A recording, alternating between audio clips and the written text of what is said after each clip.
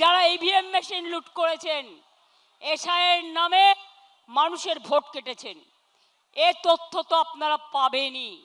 সত্য কখনো চাপা থাকে না। তা সত্ত্বেও আমরা ভেবেছিলাম ঠিক আছে, শপথ নিয়েছে, ল অ্যান্ড অর্ডার মেনটেন করবে, ভালো কাজ করবে। তা না, সারাক্ষণ ব্রেনে ক্যাকড়া বিছে কামড়াচ্ছে, সারাক্ষণ ব্রেনে ক্যাকড়া বিছে কামড়াচ্ছে, আর কটকট করছে, আর থটপট করছে, কখন আমাদের গালাগালি দেবে আর কখন তৃণমূলের পরিবারের কোল খালি করবেন। আমি বলি এসব করবেন না।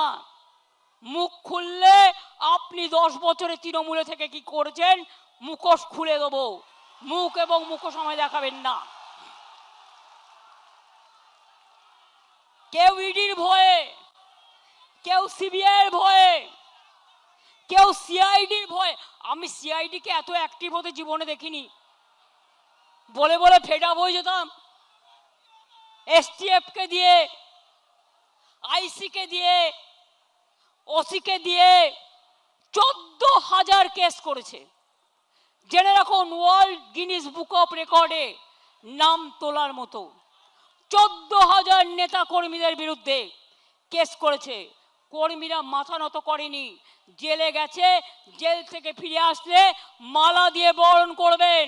আর যে গদ্দাররা ইডি বাঁচাতে, সিআইডি বাঁচাতে, সিবিআই বাঁচাতে চলে গেছে নিজেদের রক্ষা কবচ নিতে, তাদের জন্য আমি বলি ক্ষমা করুন, আপনাদের আর প্রয়োজন নেই। ভালো থাকুন, আপনারা ভালো থাকুন, আপনাদের পরিবার ভালো থাকুন। ধনে মানে প্রাণে সম্পদ নিয়ে আর নিজের পরিবার নিয়ে ভালো থাকুন। আপনারা মানুষের পরিবার নয়, আপনারা তৃণমূল পরিবার নয়। That is the reality. এটা হচ্ছে বাস্তব। বাংলা আজকে বাংলা থেকে হারিয়ে গেছে। হঠাৎ চিঠি দিচ্ছে বাংলা ভাষায়। বাংলা ভাষাটা তো সিপিএমের আমলেই তৈরি হয়ে গেছিল। দেখুন, আমাকে ইতিহাস তো জানতে হবে। 5ম শ্রেণী পর্যন্ত ইংরেজি তুলে দিয়েছিল, ফলে আমাদের ছেলেমেয়েরা ইংরেজি বলতে পারতো না। আমাকে যার জন্য, তাদের ট্রেন্ড করবার জন্য লন্ডনের একটা ইউনিভার্সিটির সাথে আমাদের অফিসারদের আমাদের একটা প্যাচ আপ হয়েছিল। আরে ধ্রুপদ ভাষা এ তো আমরা করে এসছি, সবাইকে দিয়েছিল। বাংলা বঞ্চিত ছিল। আমি 10 বস্তা কাগজ পাঠিয়ে, দস্তাবেজ পাঠিয়ে তবেই কিন্তু করেছিলাম। মাথায় রাখবেন, শুধু মিথ্যে কথা। অন্ডাল এয়ারপোর্ট বড় বড় করে কাগজগুলোকে যা খাওয়াচ্ছে তাই লিখছে। আমার সময় আলোচনা হয়েছিল, এগুলো আমাদের সময় করেছিলাম। এখন আবার দেখছি কোভিড নিয়ে তদন্ত করবে, করুন। আমি চাই নরেন্দ্র মোদী আগে ফাঁসবে, আমরা নই। তার কারণ আমরা তখন চিফ মিনিস্টার ছিলাম।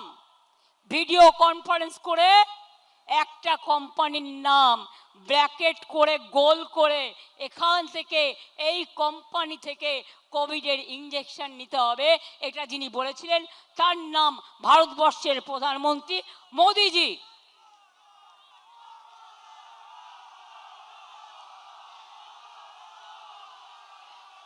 দেশ শেষ হয়ে গেছে। অর্থনীতিতে ধস, শিক্ষানীতিতে ধস। নিটের ছেলেমেয়েরা, সিবিএসসির ছেলেমেয়েরা, তারা প্রত্যেকে কাঁদছে। কত মানুষ আত্মহত্যা করেছেন, তাদের জীবন কি ফিরিয়ে দিতে পারবেন? আজকে বারুইপুরের মা কি বলছে? প্রতিবাদীরা কি করে আসবে? আমার মেয়ের ব্যাপারে প্রতিবাদ করতে গেছিল বলে 50 জনের বেশি আপনারা গ্রেফতার করে গ্রাম খালি করে দিয়েছেন। বন্ধু, লজ্জার বিষয়। যখন ধর্ষণ হয় তখন প্রশাসনের কেউ থাকে না, যখন অত্যাচার হয় তখন প্রশাসনের কেউ থাকে না। বুলডোজার সরকার, বুলডোজার সরকার হকারদের জীবন জীবিকা কাটছে, মিড ডে মিলের বাচ্চাদের ডিম কাটছে, মিড ডে মিলের কর্মীদের চাকরি যাচ্ছে। প্রায় 20 লক্ষ হকার, তাদের জীবন জীবিকা শেষ হয়ে গেছে। আর লক্ষ্মীর ভান্ডার মা লক্ষ্মীরা কেঁদে বেড়াচ্ছে। আর সরকারি কর্মচারীরা আগে 8 ঘন্টা ডিউটি করত, কিছু কিছু এমার্জেন্সি সার্ভিস আছে তারা ছুটি পেত না, তার মধ্যে পুলিশ আছে, স্বাস্থ্য আছে, কর্পোরেশন আছে। এখন তো এক একটা সরকারি কর্মচারীকে সকাল 10টা থেকে রাত্রি 11টা পর্যন্ত অনেক জায়গায় বসিয়ে রাখা হয়। কেন এপ্রিলের 1 এপ্রিল থেকে ডিএ পেল না সরকারি কর্মচারীরা?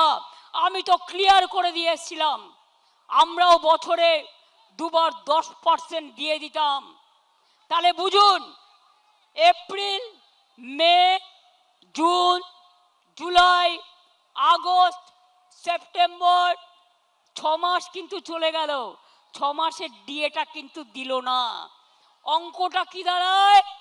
মাছের তেলে মাছ ভাজা, চালাকি। এবার বলি, পে কমিশন আমরাই করে এসেছিলাম, আপনারা ওবিসিদের অধিকার কেড়ে নিয়েছেন, সংখ্যালঘুদের উপর অত্যাচার করছেন। দাঁড়ান, মানুষের কথা আগে বলতে দিন। আপনারা ট্রাইবেলদের উপর অত্যাচার করছেন, তপশিলীদের উপর অত্যাচার করছেন। আজ সকালে অনেক মর্নিং ওয়াকারের সাথে আমার দেখা হয়েছে, তারা প্রত্যেকে বদ্ধিষ্ণু এবং কেউ না কোনো ইন্ডাস্ট্রি বিলংস করেন। তারা এসে আমাকে বলছে, দিদি ওরা তো সব লাইনের তার কেটে দিয়েছে, আমরা ভিক্টোরিয়া থেকে দেখতে দেখতে এলাম, এটা কি চলছে? এটা কিন্তু হবে না, এরা কিন্তু চলে যাবে, এটা মাথায় রাখুন। দিল্লি হলে টলমলো, এরা হবে ঢলো ঢলো। কেন বি টিম রেখেছে?